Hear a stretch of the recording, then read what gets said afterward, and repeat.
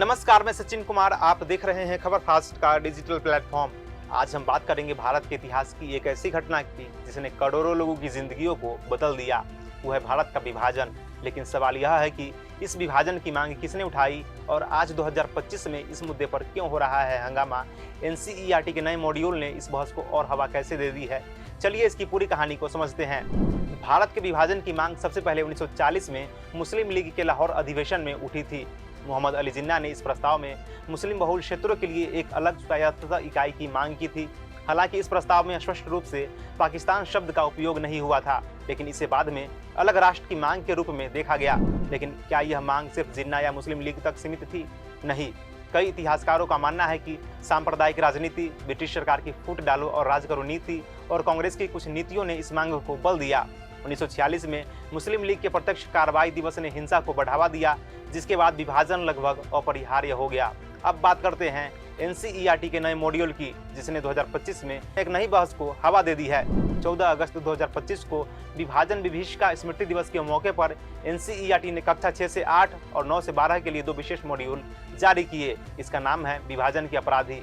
इन module में NCERT ने भारत के विभाजन के लिए 3 पक्षों को जिम्मेदार ठहराया। पहला, मोहम्मद अली जिन्ना, जिन्होंने अलग राष्ट्र की मांग की। दूसरा, कांग्रेस, जिसने इस मांग को स्वीकार कर लिया। तीसरा, लॉर्ड माउंटबेटन, जिन्होंने इसे लागू किया और जल्दबाजी में सीमा रेखांकन को मंजूरी दी। मॉड्यूल में यह भी कहा गया है कि विभाजन कोई अनिवार्य घटना नहीं थी, यह एक अभूतपूर्व मानवीय त्रासदी थी, जिसमें करीब 6 लाख लोग मारे गए और 1.5 करोड़ लोग विस्थापित हो गए। मॉड्यूल में जवाहरलाल नेहरू के 1947 के भाषण का भी जिक्र है, जिसमें उन्होंने कहा था कि विभाजन बुरा है, लेकिन गृह युद्ध उससे भी बदतर होगा। इस मॉड्यूल से हंगामा क्यों मचा हुआ है? दरअसल एनसीईआरटी के इस दृष्टिकोण ने खासकर कांग्रेस को निशाने पर लिया है। मॉड्यूल में यह भी कहा गया है कि कांग्रेस ने जिन्ना को कम करके आंका और विभाजन की डर का अनुमान लगाने में विफल रही। इसके चलते कांग्रेस ने इसे इतिहास का विकृतीकरण बताकर विरोध किया है। वहीं कुछ लोग इसे समर्थन भी दे रहे हैं। उनका कहना है कि यह इतिहास को तथ्यों के आधार पर पेश करने की कोशिश की गई है। इतिहासकारों का कहना है कि यह मॉड्यूल एक नए दृष्टिकोण पेश करता है, जो पहले सिर्फ जिन्ना को जिम्मेदार ठहराने की कोशिश कर रही थी। अब कांग्रेस को भी इसकी जिम्मेदारी दी जा रही है, जिससे सियासी बवाल मच गया है। कई लोग एनसीईआरटी के इस कदम को इतिहास को फिर से लिखने की कोशिश बता रहे हैं और यह विवाद अभी भी जारी है।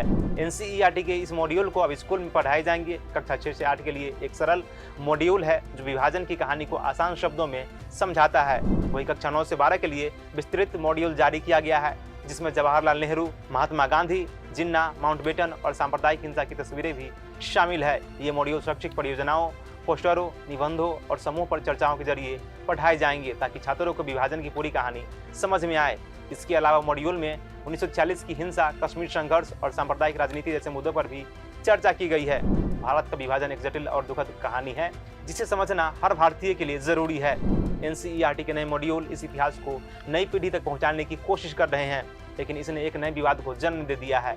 आपके विचार में क्या यह सही है कि एनसीईआरटी अब विभाजन की जिम्मेदारी जिन्ना, कांग्रेस और माउंटबेटन को दे रहा है? अपनी राय हमें साझा करें। वीडियो देखने के लिए धन्यवाद।